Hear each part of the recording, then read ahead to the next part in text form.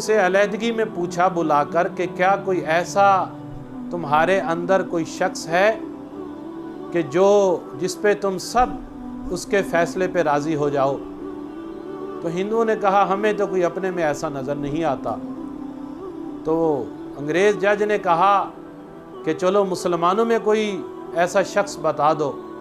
تو انہوں نے کہا ہاں، مفتی الہی بخش کاندھلوی رحمۃ اللہ علیہ وہ ایسی شخصیت ہیں، وہ جو فیصلہ اس زمین کے ٹکڑے کے بارے میں کر دیں ہمیں منظور ہے۔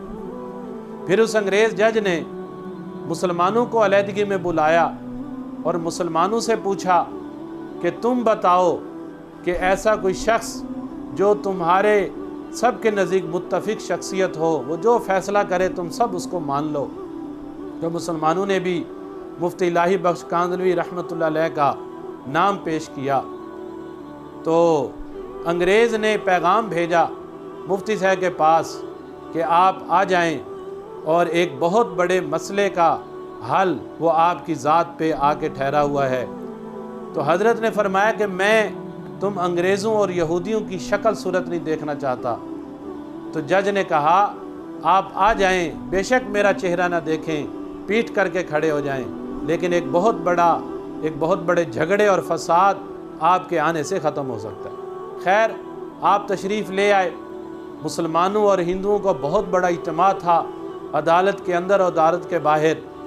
تو آپ نے لوگوں کی طرف رخ کر کے جب آپ سے پوچھا گیا کہ مفتی صاحب یہ زمین کا ٹکڑا ہے، ہندو کہتے ہیں کہ ہم یہاں مندر بنانا چاہتے ہیں، ہماری زمین ہے، مسلمان کہتے ہیں کہ ہم یہاں پہ مسجد بنانا چاہتے ہیں، یہ ہماری زمین ہے، آپ بتائیں یہ زمین کس کی ہے؟